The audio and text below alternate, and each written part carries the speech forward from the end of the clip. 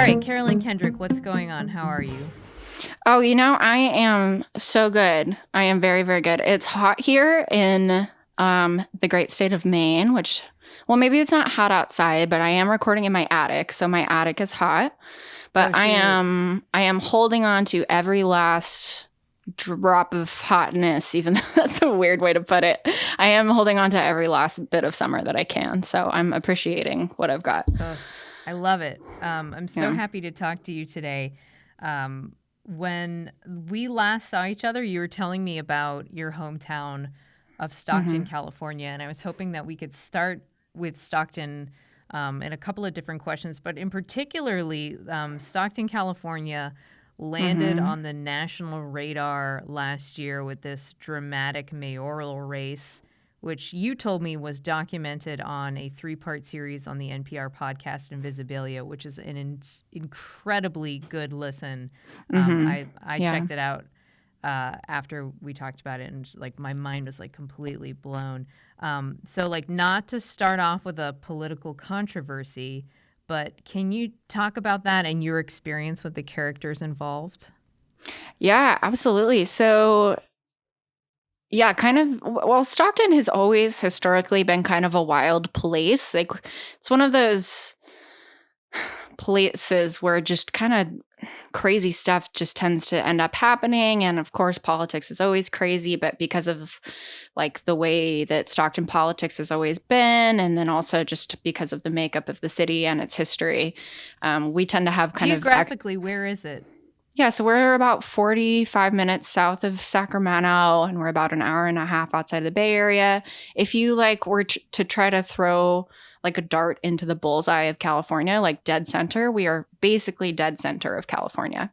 Mm, And okay. so yeah, so we're in the San Joaquin Valley. It's a port town. It's like its nickname is Port City. So it's the kind of place where you can be like driving through fields and then just see this like big tanker boat driving by like through this, because it's there's like water everywhere, but you can't always see it. So, and then it's Mm-hmm. also got these two big highways that run through it, and it's a city, it's a big place, but it's also kind of a small town feel in a lot of ways, and it has multiple colleges, but also contends with a lot of poverty, and also just has a lot of issues, just like every American place. But this, not to kind of go on and on and on, but like this kind of microcosm happened in Stockton where kind of these big national debates that were happening ended up also getting funneled into these more localized debates. So we had our first Black mayor uh, elected recently. I guess this was in 2016, and then we recently had another election, and he was not reelected because of this Mm-hmm. kind of wild thing that's been going on, which is, I guess the way that Invisibilia put it is that it's like America's Russian trolls, but happening exactly in Stockton, California. And there's just been this wild, like, kind of dirge of misinformation happening where this kind of specific set of people did not particularly like this mayor and did not like his progressive policies, but also had kind of a personal vendetta, it seems, as well. And so, and the city has so much distrust with politicians, kind of rightfully so, with our history. And so just this really, really wild story panned out where this, in my opinion, competent mayor ended up being not recalled because it was a regular election, but he wasn't reelected because of this, really heated misinformation campaign. Yeah, there's one website in particular that they kept referencing over and over again at 209 times, which 209 is Mm-hmm. the area code for Yeah. Yeah. Stockton. Yeah. Mm-hmm. But Yeah. it's a website that's like still in operation. I Mm-hmm. like Yeah. it's like you go to the website and you immediately, like, listening to you talk about all of that definitely gives you a feel for what's going on. But then if you just go to 209 times, you are like, "Oh, okay, I understand exactly what kind of weird circling the drain garbage situation this is. Yeah, But yeah. just it was a wild. It was a wild 3-part series on Invisibilia, but like to actually like come from that has to be. It's got to be otherworldly. It definitely is. I am glad that Stockton is getting a lot more, I guess, more of a critical lens in the news, I would say, because for a long time we basically were just in the news for bad things, and I do find it to be a incredibly vibrant city. I just know so many great people from there, and it has such a wealth of experience and just great people, great things, and so, but it is a complex place, just like everywhere, and so I'm glad that Invisibilia kind of dove into that a little bit more, and I feel like they did a really great job of showing like kind of how incredibly crazy of a place it is and how crazy the characters are, and but also lending like I don't know, maybe like agnosticism to the situation rather than it being like, oh, we have to paint Stockton as like a bad place or a good place. It's like I think it treated the situation very fairly, but this situation in particular really did come into like it became an issue because like newspapers have not been funded like as they should, and we have no real actual news sources in Stockton the way that there historically used to be. Like the Record is just not a place that you can really go for quick, up-to-date news. And so that's the hole that the 209 Times was really filling, is like, okay, like there are some actual things that I really need to be abreast of. If I am a Stockton citizen, I need to know if things are happening. It can be a dangerous place. Also, like I would like to know when there are art events happening or when there are concerts. And you can't really find those things out from our local newspaper anymore in that same way. And so I think that, this is not happening just only in Stockton, but in a lot of mid-level cities where there aren't, where journalism is not appropriately funded. Yeah. It's really true, and it's really hard and sad to see that kind of impact on communities, from all angles. Man, Yeah, all absolutely. right, good place to start this interview. Woo! Yeah. All right. So let's talk about music in your family growing up. How was music treated in terms of like being music listeners and in terms of playing music? Yeah, totally. So I come from a musical family. My grandparents are musicians. My aunts and uncles, my parents. So there was definitely a lot of music in my life growing up, and for that I'm very thankful. But none of it was string music. None of it was really all that much songwriters. I guess some here and there, but my family comes from a band background, both marching band and jazz bands. My dad is a jazz drummer, and everybody else works in, concert band, marching band, that type of thing. So the music that I was around quite a lot was kind of that more formalized music. My parents were both in the symphony. My grandfather was in the Lubbock Symphony for a long time. And I played a lot of that music growing up. My first instrument really was percussion and drums and things like that. And I was in drumline, but I really connected with the music that I connected with through my dad. He would show me different records that I really, still love, lots of R&B and country and jazz and singer-songwriters and, people like Marvin Gaye or Joni Mitchell or, people like that. So I kind of got my in into like quote unquote popular music through my dad.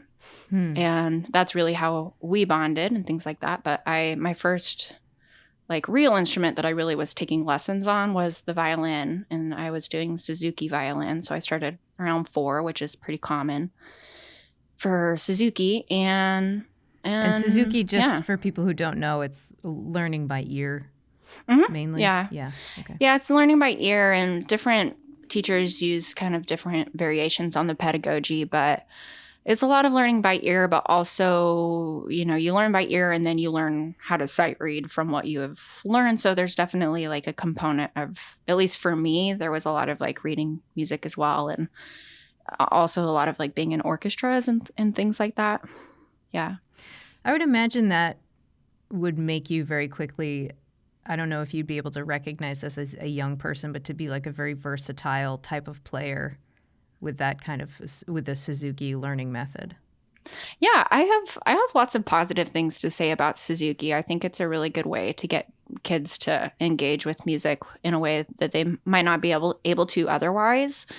I definitely, if you're interested in having a kid learn any type of like quote unquote traditional pedagogy, like any kind of like classical adjacent music, I think Suzuki is definitely the best way to go, because it just does not make any sense to me to learn something by paper first and then by ear. And maybe that's because of my background, but I definitely think that it's a great way to go about learning how to do things. And I wouldn't say that I necessarily became a versatile player because of like because of Suzuki or anything like that. Like that was more so, it was kind of expected that I was going to be playing a musical instrument in my family. And that just happened to be the one that I don't even know if I gravitated towards it, honestly. Like I really didn't truly fall in love with like the violin or the fiddle until I got into college, but or maybe late high school, but it definitely gave me like tools to build versatility later. But I don't think that versatility is inherently built into that system. I think that's something you have to develop afterwards. Oh, so many questions. Okay. I want to hear more about your relationship to the beat and rhythm, especially in terms of like, connecting with your dad and maybe how he got you to appreciate that and how it continues to like resonate in your music. Oh, totally. So I really started playing drums like I guess around the same time that I started playing the violin, and that really was what was most interesting to me growing up. And I would say that my playing now is like heavily informed by the drums.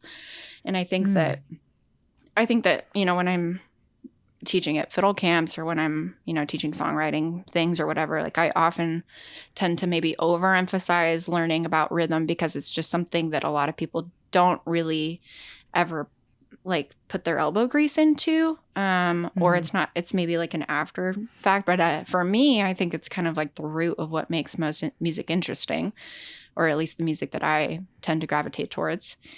And yeah, I'm like infinitely thankful to my dad for us being able to have that connection and things like that. And I'm really grateful that I was able to be in things like drumline and learned all my rudiments. And I went to band camp every summer. Like I'm really thankful for that, and I definitely think it had a big impact on how I play and how I improvise and how I write songs. That's great. And it's interesting to hear that you didn't really love the fiddle until you were in college, seeing how you went to college for music. And the violin was your first instrument, correct? Yeah. Oh, after the drums. Yeah. So can you talk about the violin in terms of like what it was really like when you first started playing with it and how you came to fall in love with it? Yeah, I was actually listening to your interview with Rachel recently, with Rachel Bayman, and that was like such a great interview. But there were a lot of things that Rachel said that really resonated with me and my experience. For any of your listeners that haven't listened to that, definitely would recommend. But yeah, I grew up doing Suzuki, and like kind of the thing that really kept me going with that was the social aspect of it. The other important thing with the pedagogy of Suzuki is that you not only have one-on-one lessons, but you often also have group lessons. So most of my friends played violin. That's where like a big part of my social life came from. And the fun part of playing violin for me was being able to play these songs with my friends who were also learning these same songs at the same time, and we could connect over what was hard, what we liked, what we didn't like, things like that. And in retrospect, the social element and being able to share the music was really what did it for me. It wasn't necessarily the literal violin. But then I got into high school and I started playing in bands that were not, orchestras, or as my good friend Steve Roy would say, the dorchestra. Classic. I started playing in actual bands, and I didn't play. At that point, I was kind of starting to move away from the drums. Not so much because I didn't love them anymore, but kind of because of like this, there was kind of like a gender element to it. And also I was like a teenager and kind of trying to establish my independence from my parents. Like I was trying to become my own person. And a lot of people knew me as like Brian Kendrick's daughter, the drummer's daughter. So I was like, well, I think I would like to know who I am before I try to be that. And so it kind of felt like my only options were to play violin and to sing in these bands. And also all the bands that already existed already had drummers. So that was also part of it. And then when I started joining bands, I really, in retrospect, it makes sense that like the social element and playing with other people is really what made me fall in love. And then I got to college. I went to Berkeley and I was part of the American Roots program. And I just absolutely felt head over heels. Like it all kind of finally like clicked. Like not only like my love for the fiddle. Like, I think it's fair to say, like, I don't necessarily love the violin. I love the fiddle.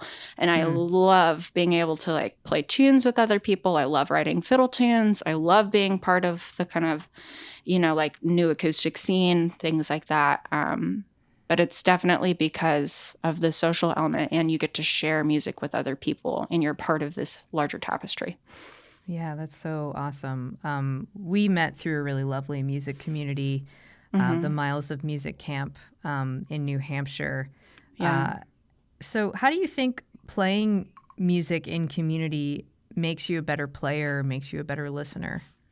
Oh, God. I mean, like, the same way, like, is if you don't experience any other people and you're only experiencing your own experience, like, there's only so far you can really...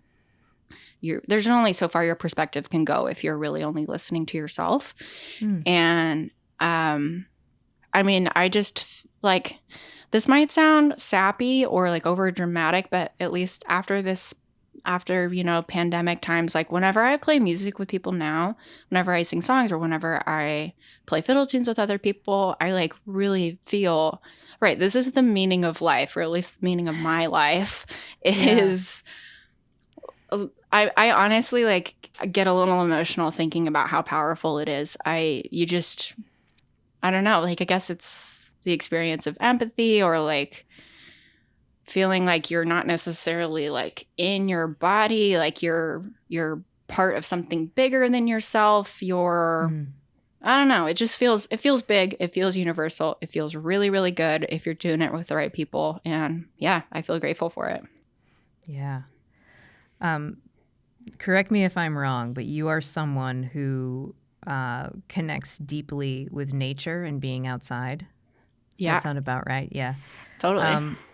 How did your early experiences of nature in California, going back to your home state, inform your love of nature? Oh, great question. I did grow up in California and I went to school there and things like that, but my family is from Texas, and I spent a lot of time in Texas as well, in Central Texas outside of Austin. And in California, especially at least in Stockton, like I didn't spend a ton of time outside with the exception of gardening with my mom, and gardening is a big part of my life now. And that's definitely the way that I connect with nature now, is that I have a big garden. But when I was in Texas, my grandparents lived on a farm, or they had a bunch of property, and there was like a creek and things like that. And that was kind of the only time I could ever really just like I don't want to say be myself, but I definitely felt the most myself when I was out there, and I felt like the most tuned into things. And I think partially it's like the the solitude and being able to listen to your thoughts, you know? Yeah. Yeah. How do you see your passions for nature and music running alongside each other? Well, I definitely feel like similarly to how when I am playing music with other people, it feels like I'm part of this bigger thing, and I am, I'm not, I can kind of like get rid of my ego a little bit, and I don't have to necessarily, I mean, sometimes there is some of that, like, but hopefully not if you're in the right environment. The fiddle players aren't trying to like one up each other. Well, ideally not. Sometimes they definitely do, but if that happens, maybe you're in the wrong jam. But yeah, I kind of feel that same way when I'm in nature and, hiking I mean, I don't hike all that much these days, but, when I do love being outside and, like I just feel like I'm part of something. I feel like it's something I can give back to, by whatever. Gardening is my kind of big thing these days. Like I can compost, I can like do all these different things that are not, aren't like egocentric. And it's cathartic and very meditative as well. Nice. Yeah. Are you a summer birthday? I am an April birthday. I am an Aries. Oh, yeah. Wow. Okay. Yeah. But it seems like summer is your season. Oh, big time. Big time. Yeah. Yeah. I think like that's partially since like I grew up in hot places, like April was always like hot by the time, like it wasn't, I couldn't believe it when I moved to Massachusetts. Yeah. It's just such like a tease. freezing. April is a joke. Yeah, I know. I like honestly can't believe it. I always try to plan my year so that I'm in April and May, I'm like in a hot place because I just can't. I can't handle it being cold for that long. So when you first started to write your own music, can you talk a little bit about that, like how it felt to express yourself through song and maybe how you felt yourself changing because of that experience? Ooh, yeah. Well, this was another thing that I really related to with Rachel. She was talking about getting started with 10-string symphony and how she started, writing songs kind of out of necessity. And that kind of was my path to songwriting as well. I was in a duo called the Page Turners for a long time. And it was as mandolin and fiddle. And then occasionally one of us would play guitar. But there's kind of like there's only so much sonic room you can take up with those frequencies of those instruments since they're both kind of trebly high-end instruments. And so, I was like, well, I am interested in songwriting. I am interested in singing. And, I sang a lot growing up, but then I kind of stopped for a while. And so I wanted to kind of dive back into it and things like that. And so because of that band is really when I started writing songs, just kind of the Page Turners. Yeah. Out of necessity. And then and that was, I don't know, in the mid 2010s, I guess. And then, and then just, I totally fell in love with it. And now it's what I wish I could do all day, every day. Totally. Were you saying, I read somewhere that you have a background in theater? Is that true? I have been. I don't know if that's like I do have a background in that is true. Like it's whenever if somebody were to ask me about like, oh, what are the things that you've done in your life? Like the theater isn't the first thing that comes to mind. However, it is true. I have been involved in a lot of theater in my life. Yeah. On stage? As a kid, yeah, I did a lot of acting and less so once I got into like upper high school and but I often would be like, in roles like, oh, like I'll be like the fiddler for like a Christmas Carol, or I'd be like the fiddler for whatever, like Fiddler on the Roof, things like that, where it's like, you're not really acting, you're just there with your instrument. Yeah. Interesting. But, yeah, I definitely was in. There wasn't any like musical theater stuff going on. Oh, definitely a lot of musical theater when I was a kid. And like, you know, like I think my peak musical theater days were early high school and middle school and things Okay. like that. Yeah. So how has that informed the type of singer that you've turned out to be? Wow, that's a great question. Well, I think that, well, so like, you know how some people consider singers to be one thing? Like, I don't know, there's this kind of like, at least in musical theater and also kind of in more traditional styles of music, like opera or whatever, there's this idea of the singer as being kind of like a diva, or that could be a tendency that Mm-hmm. one would have. And then also there's like this gendered expectation with singers that they are not necessarily, at least when I was a kid, you know, I would be around all of these like jazz bro dudes, like because of my, like who my parents' students were and things like that. Mm-hmm. And like there was kind of this expectation that like there were singers and then there were musicians. Oh. And I really don't think that that is true at all. I think that like to be a singer, you have to be an incredible musician. Mm-hmm. But I unfortunately kind of took that to heart for a long time. And I think that's kind of, I like totally stopped singing for a long time. Like really, like all of college, like even past college a little bit. Like I was like, no, I want to be a musician. I want to be a musician. I want to like Oh, know what wow. I'm doing. And then like as I kind of started to examine that and I started singing here or there in jams and things like that, I was like, oh, this is like a ridiculous idea that, I don't know, probably some like dumbass 17-year-old said to me in passing, like but then I just really took it to heart. Right. But since I've started to sing again in the last like, I don't know, 5, 6, 7 years, I've learned a ton from musical theater singers. Like my cousin is an incredible musical theater singer, and she shares like her lessons with me and things like that all the time. So I like, she'll record them and then I'll do the exercises and stuff with her, like, but on, you know, via voice memos or whatever. That's cool. Yeah. I love Yeah, that. totally. Oh Yeah. God. You know what? I really love when I'm relating to a couple of things that you're saying in terms of like some dumb 17-year-old guy told me this, or like when you were talking about how you kind of were backing away from drumming because of a gendered thing.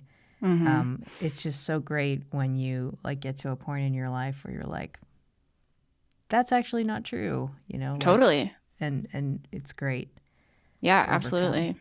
Oh God, Great. yeah.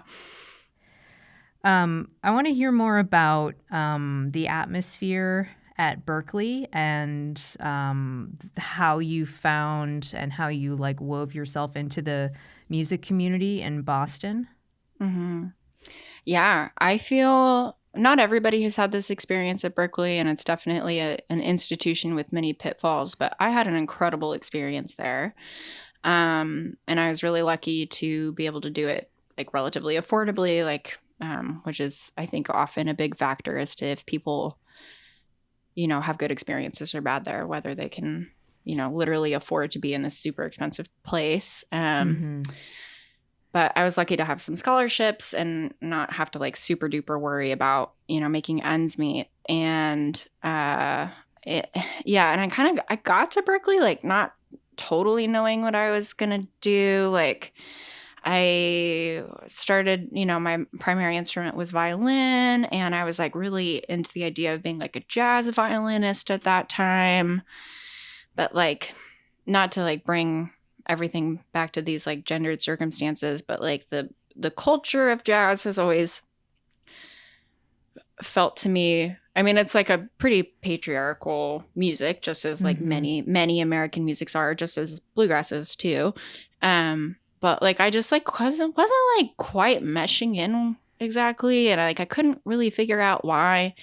And then I started taking lessons like through the American Roots program, and I started taking lessons with like Daryl Anger and Bruce Molsky and you know, Joe Walsh and you know, just like all of these incredible people. And I realized that the reason I wasn't like super meshing with the jazz scene was because I like didn't really like playing jazz that much, which seems like kind of an obvious thing, but like it was like something that I felt like I was supposed to be doing because I love improvising, and that was kind of the only way I knew of to improvise. Like previously in my life, it was like, okay, well, you could either be a classical musician, you could go in a marching band, you could teach, or you could be in jazz. Like those were the ways forward that I knew.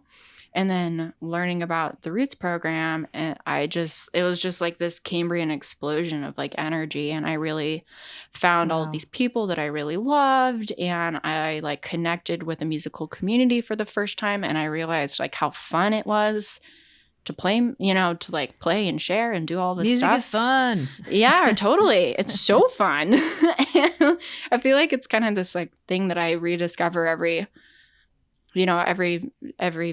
time I play, but also every so often where I'm like, right, this is like really fun. Yeah. So I'm also like wondering about, your dad is a jazz musician and your parents have played in symphonies. So it seems like there was this like kind of expectation, maybe not from them directly, but like from you subconsciously of what kind of music that you would play. But now you're at Berklee and you've discovered that like roots music, fiddle is the way. What is it like though to kind of like give up on that expectation or kind of like give up on that dream of being a jazz player? Well, it felt pretty liberating actually, because like then there wasn't this like pressure to be like, oh, I have to be a jazz musician, because if I'm not a jazz musician, then there's no way for me to improvise. So it was really liberating to be like, okay, like I'm going to go and I'm going to learn this totally different thing. That doesn't negate my experience with jazz. And now I feel more connected now with jazz than ever, because like I can learn from it. I can study it. I learn stuff. I learn jazz stuff all the time. And I have this deep appreciation for it now that I didn't have then, because there was like all this pressure involved in it. And now it's just something that I enjoy and can incorporate into my life. Yeah. Oh, great answer. Yes. So when did you move to Austin? Yes. Let's see. I moved to Austin. So like I graduated from Berklee in 2016, and then I was on the road a bunch. And then I guess I must have moved in 2017. Okay. I moved in 2017, and I moved to be partially because I love the Austin scene, but also partially to be closer to my family. Okay. All right. Yeah. And then what was that time like in Austin? And then how'd you get out of there? Oh God, I love Austin so much. It's an incredible place. And, I mean, just like every place, like there's definitely like, unfortunately it's going through a lot of changes right now, like in the tech development sector. And I think a lot of people are unfortunately getting priced out, even though that's kind of been the story for a long time. But that being said, I really, really love Austin. I wish that there was a way that I could like live in all of these places that I love all the time, full time. And I really miss being there. There's lots of great people. I love being able to like go to dances all the time, play, just like play at all these different bars. It was a really formative time for me. I feel like that's actually where I like actually really got my fiddle chops in order, because I was like, it's, Texas is known as being like the Western swing place, and like Texas contests. Fiddle. Yeah, like Texas fiddle is kind of, it's obviously a huge thing there. But there's also a huge bluegrass scene, and it's kind of a trad bluegrass scene as well. And like, I like started learning about fiddle at Berklee, and I kind of have my like baby fiddle legs under me. And then I moved to Austin, and then I was just like playing bluegrass like literally every night. And so that's kind of where I feel like I got kind of my chops, Yeah. Wow. That's great. Yeah. And then how did you get to Nashville? Yeah. So I moved to Austin partially because of musical reasons, and also partially because of family reasons. My grandmother had been sick, and she lived in Seguin, which is outside of Austin, which is also where Nancy Griffith is from, R.I.P. Wow. And so we were kind of dealing with some stuff surrounding like the family farm and things like that. And that all kind of came to a natural conclusion. And also I was like kind of in some different personal, like, you know, I was like going through a breakup, and then like also kind of, you know, getting into some new areas of interest regarding music. And I was like starting to really get into songwriting and things like that. And I kind of felt like, you know, I will always have connections to Texas. I will always be able to come back to Texas. I hope to spend more time here. You know, my family's there. I'm there all the time when it's not, you know, a raging pandemic. So I just kind of felt like it was time for me to kind of move on to the next thing in life, and felt like it was kind of just time to move on. And Nashville definitely felt like the right thing, and it felt like a place where I could kind of spread out a little bit more. And also in Nashville, you created your first solo work. So you have been a side player. You've been in the Page Turners. But your EP, Tear Things Apart, that was your first solo venture. And you're exploring some different sounds, folk stuff, jazz, some pop. In that process, what were some of the things that surprised you in terms of like exploration? And what was it like getting to know yourself through creating that EP? Oh, wow. Well, you know, it was definitely a big boost for my self-confidence, I think. Heck yeah. Yeah, totally. I learned a ton through that process. And it was the kind of thing where like I moved to Nashville, and I was like, by the end of this year, I am gonna have something recorded, and I'm gonna have I'll release it as, you know, as soon as it's done. And I kind of didn't really know what I was doing. Like I definitely had all these songs under my belt, and I had these like ideas of how I wanted it to go, but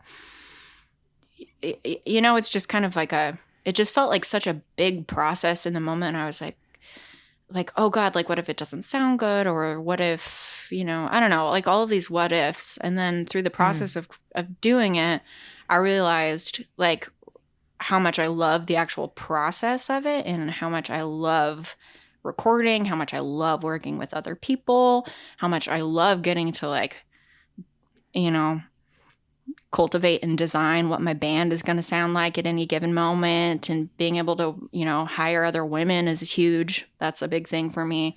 And yeah, and I feel like it turned out pretty good. And I was just really excited to be able to put all of that energy in, see it come together, you know, and then just feel really excited to do the next thing. And so it was good for me to be like, okay, you know what? Yeah, I love doing this. I'm excited to keep doing it.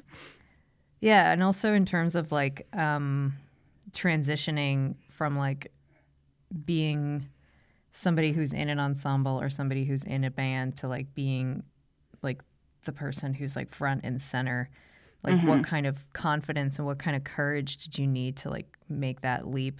Maybe it was easy. You were like, I was born to star. Well, I mean, it definitely was a big challenge for me, since guitar is like my secondary instrument, and a lot of the songs that I write music, I usually write my songs on guitar, and I write my fiddle tunes on fiddle. Like I pretty rarely write songs on fiddle. So I was like, okay, well, I definitely have to get my guitar chops up, which it was like great for that to be able to be like, okay, like, yeah, I like really got to get this in order. And also really fun to kind of start diving into those different ways that I could express myself via the guitar. But it was definitely like the first couple shows that I played were definitely really, really nerve-wracking. Like, you're like, okay. And they were totally solo too. Kind of like just me and a guitar, or just me and fiddle. And I did that intentionally so that I could kind of get used to just being like, okay, it's just me. Like, it's the Carolyn Kendrick shindig now. And it feels more and more natural every time I do it. But the first couple times I felt like a baby deer. Right. You see like flashing red lights. They're coming to get me. Yeah, totally, like not, you know, wobbly knees, you know. And but you kind of got to do it, you know. One of the biggest things I've learned over the course of like getting involved, you know, I've just been involved in so many different kinds of music now, is like you just have to you know, you have to do things a few times, and it's okay if you suck at it at first. And I don't think I sucked at this, actually. I think it went pretty well, but like I've kind of relieved myself from feeling like it has to be perfect. And now it's just like, you just do it, and that's the important thing. And you do it and you have fun doing it. It doesn't really matter if it's perfect. I usually make a promise with myself that I'm not going to think about whether it's going to be perfect or not, and then panic on the spot once it's not perfect. Yeah, totally. And then just sort of like really, really live by the golden rule of fake it till you make it. Oh, yeah, totally. It's kind of funny. Like, you know, I feel like musically I've gotten much better at practicing the like, it's fine, just do it, you know, fake it till you make it. But then just like in like actual like hobbies that I have, I'm so much worse at that philosophy. Like anytime I'm like, okay, I'm gonna learn how to, you know, whatever, sew my clothes, or you know, like that's when that perfectionism comes out for me, for sure. Totally. Oh man, Yeah. It's so annoying. Yeah. Also, in terms of like dealing with change, as we all have been dealing with change during the pandemic. So you started off in Nashville, where you've been wanting your home base, but you and your husband moved to Maine, actually to his hometown, like essentially like upending your plans. What was that like for you to pivot, change your course, and how has this time in Maine, which is coming to an end, it seems, how's that time been treating you? Oh man, yeah, it's been a wild ride. Yeah, so I came to Maine with the intention of just being here for a couple months to help a friend of mine who was on maternity leave. But I got here March like 1st, 2020. It was like the day of the tornado in Nashville. And then, you know, a couple weeks, I know, and it was a wild couple months for sure. And then, you know, a couple weeks later, everything shut down. We had no plan. Alex, my husband, who I do our podcast with, You Are Good, he, you know, he has this house out here, and there were people, you know, tenants living in the upstairs of it. But so we decided to move in, and we've been here and whatever. But at first it was like a total panic. Like, I have no idea what's going to happen. I have no idea how my life is going to be musically. I have no idea what I want to do. And like the beginning of last summer, so I guess like May, June of 2020 was like a real, you know, just kind of sitting and looking at the sky and being like, okay, now what? Now what do we do? And also learning OBS. Yes. Oh my God. Lots of that. Lots of streaming stuff. Lots of streaming stuff for sure. And yeah, but then I kind of like, you know, I finally was like, okay, like I just like gotta start doing something creative, like whether it's like actually performing or not.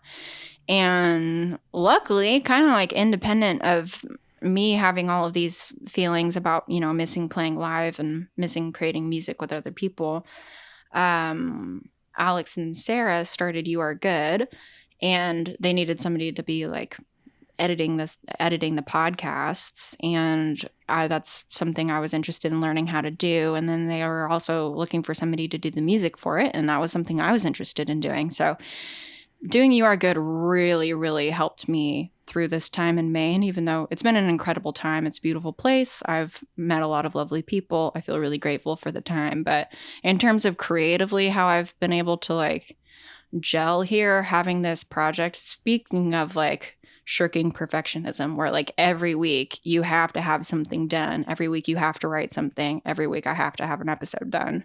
So it's been great for just being like, you know what? I'm just going to create because I have to. That's great. Yeah.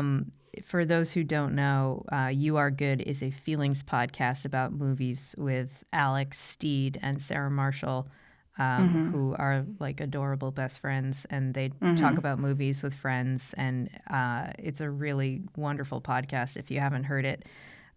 So not only are you editing the podcast, like you mentioned, you're also recording songs from the movies and also creating sound collages to set up the themes, which I heard you you and Sarah Marshall actually had a little conversation for your Patreon supporters, and you were kind of talking about how you make those those sound collages, which is really cool. You're like listening to the themes that are being talked about, and then you throw those into the collages.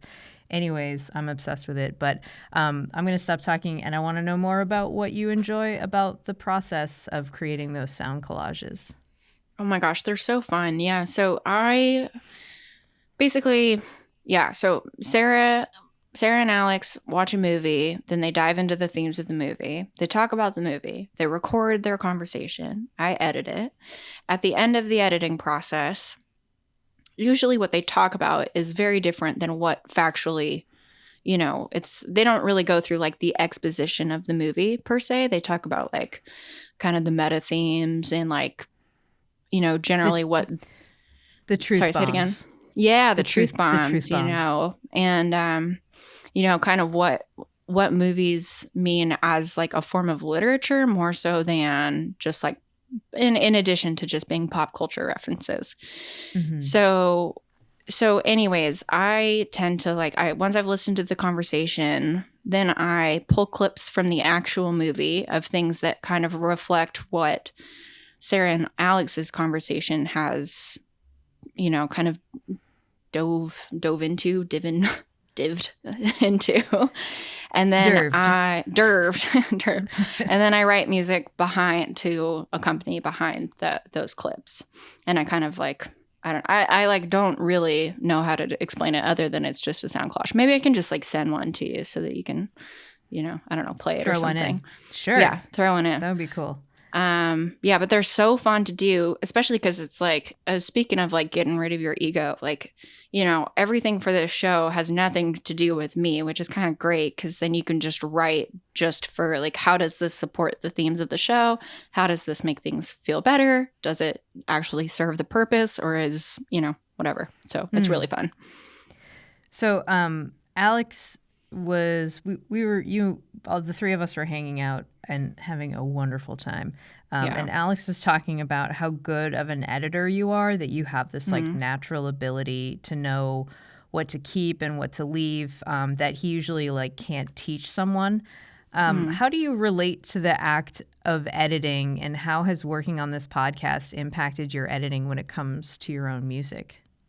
Oh, wow. Yeah. It's totally kind of the same muscle, I feel. I used to work as I guess a tutor or an editor for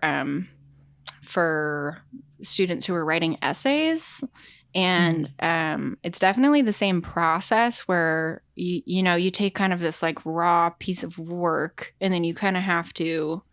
I mean, Sarah and Alex are genius and they do a great job. And so it's generally pretty easy to shape their conversation into something that is, digestible. But, it is kind of chipping away at things and kind of thinking okay, well, does this actually serve the point that they're trying to make? Does it distract? How do we, take this section that was, you originally talked about it at the end, but it makes more sense if you do it up front. And it's the same thing as when you're editing your own songs. I'm a big editor of my songs. I'll write a song 3 or 4 times. I'll change the lyrics. I'll put it in different perspectives. It's totally the same thing. And so, yeah, I get a lot out of trying to change things around to see how they work best. That's cool. It's like you're a god.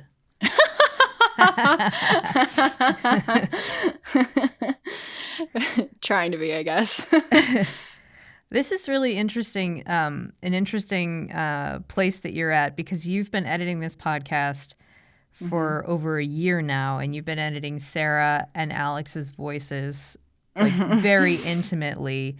And in particular, Alex is your husband. So how has being that closely engaged with his voice maybe changed things in your relationship? Well, I won't lie. Sometimes when if I've been editing a lot in a week, often I hear conversations and what I would take out or what I would, condense sometimes, but not just with him. I actually end up listening to Sarah a lot more than him because I often end up editing for You're Wrong About as well sometimes. So Sarah is the voice that I hear the most in the world. And usually Alex actually ends up talking less than Sarah. And so at least like over the average of those 2 podcasts, obviously, because he's only in one of them. But yeah, I definitely will sometimes be listening, even just to myself, and be like, okay, well, I'm going to cut out that like, I'm going to like combine this idea, you know, things like that. Even right now, I'm like watching my voice go by on like the Logic screen and seeing like, okay, well, there's a laugh. I can, you know, I can kind of see visually like what I would change. You don't have to edit this podcast, Carolyn. Oh, good. Yeah. Oh, wow. So can you give us an update on the music for You Are Good? Is there an album releasing September on your Bandcamp? Yeah. So sorry, let me just double check this before I say the wrong thing. Let me get to my Google Calendar. So it's actually October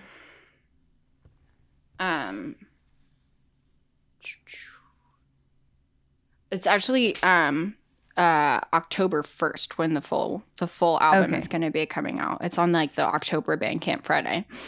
So yeah, I'm really, really excited about this album. Like I said, I've been writing music for this podcast for a year, and usually the music only comes out through the episodes, and I feel lucky that people are enjoying them enough that we're going to release them as an actual album. And so yeah, I've like over the course of the summer, I've been like kind of re-editing and remixing and doing and adding some stuff to all of these songs to kind of flesh them out, make them more standalone songs rather than just accompaniment to the episode. And yeah, it'll come out on October 1st of this year. And you have done all of the production work? Everything, yeah, truly everything. Wow. So that's also been the best thing about living in Maine and having this time in the pandemic, is that there's no way I would have had the time or, you know, the flexibility in my schedule before to be able to like learn anything about engineering or learning anything about, you know, recording in general. So I feel really, really grateful that I've had this opportunity. Yeah. Oh, I'm so excited for you. I'm so excited for everyone and all of the skills they've learned during this terrible time. Totally. So the songs, just to clarify, the songs on this record, are they original songs?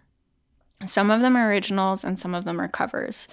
So yeah, it kind of varies from week to week. Like, because this is kind of like we are a 3-person team. There's only so much time in the week. And sometimes I don't have time to write an entire song. But then also sometimes it just makes more sense that like another song that already exists out there in the world, like makes more sense to support the episode musically. Mm-hmm. So some of the, let's see, what are some of the covers that we've done? Let's see. I did "In the Navy" by the Village People. Wait, is that the Village? Yeah. Anyways, "Pretty Woman," and then also just originals that I've written. Yeah. Great. Is that Issa Burke collaboration going to be on there? Yes, it will. That one was really, really fun. Yeah, Issa was on You Are Good talking about the Parent Trap. Mm-hmm. Yeah, which I loved. Also, I've seen the original Parent Trap more times than the new one, but I think I mentioned, I texted it to you or something, but I used to work at this department store, and I didn't have a supervisor, so I would go to the sight and sound department and just like watch the movies that were playing. And oh my gosh, the new Parent Trap was on loop, so I probably have watched it like hundreds and hundreds of times, just in like 15-minute chunks. But oh my gosh, that's so funny. That was a very delightful episode, and also Alex really made me appreciate. Oh God, what's her name? Lindsay Lohan. Yeah, oh totally. God. Yeah. That was a really fun one. I'm a little foggy from I'm on like steroids right now because I had this like really bad reaction. So I'm having like brain fog sometimes that keeps me from recovering the names of early 2000s movie stars. I mean, I think you and the rest of the world too. But I'm sorry I'm sorry about the steroids. Thanks. Yeah. I'm doing okay though. Okay, so we've got the album coming out in October. Is there anything else on the horizon in terms of new music from Carolyn Kendrick? Oh, there's a lot on the horizon. Yeah. So I just got out of the studio, the actual studio, not my home studio. Let's see. I think last weekend or 2 weekends ago, I recorded 2 new singles that I'm really excited about. And I have a ton of music that's like in the can, so to say. Like I have plans for a new album, probably to be recorded next year.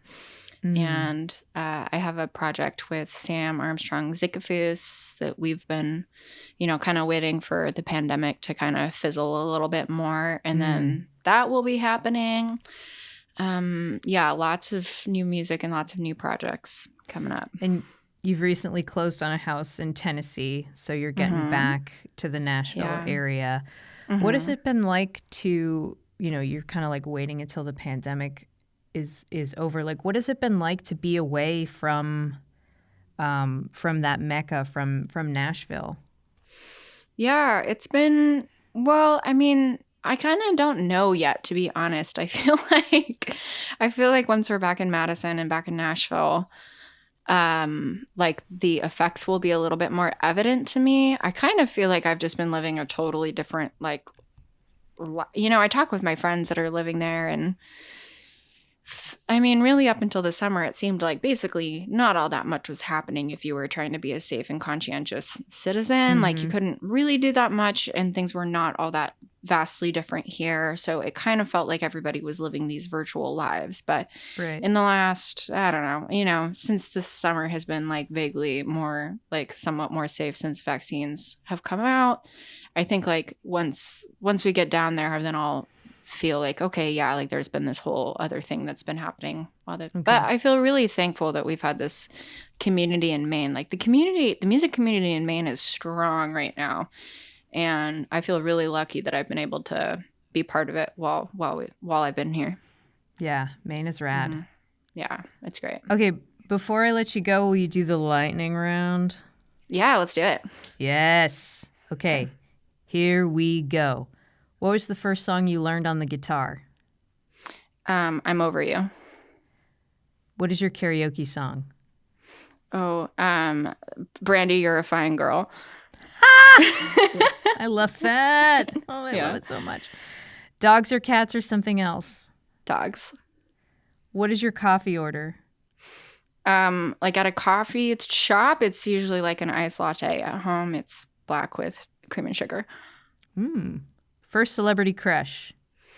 Oh, Jesus Christ. I'm embarrassingly Jeremy Sumter, who played, I can't believe I'm telling you this, who played he played Peter Pan in the live action remake of Peter Pan in like the mid-aughts. I don't even want to finish this anymore. That was such a good answer. Oh my God. Great. Yeah. True to form. Very on brand. Carolyn Kendrick. Yeah. Who is the nicest musician you've ever met? Bruce Molsky. First album you bought with your own money? Oh, the Beatles' #1 album, like their greatest hits. Yeah. Nice. What was your first concert? Oof, probably seeing my dad at the Syracuse Jazz Festival. Beatles or the Rolling Stones? Oh, this is a hard week to ask that, but I Beatles. Flying or invisibility? Invisibility. Wow. Okay, Carolyn. Yeah. Wow. Okay. Star Trek or Star Wars? Oof. Star Trek. Which generation? I feel like I don't know enough to answer, to be honest. I just know it's not Star Wars. Okay, this is the last question. Where is the most beautiful place you've ever visited? Oof. Most beautiful place I've ever visited. The tie between Mount Meru in Tanzania or Taos, New Mexico. Ooh, very good.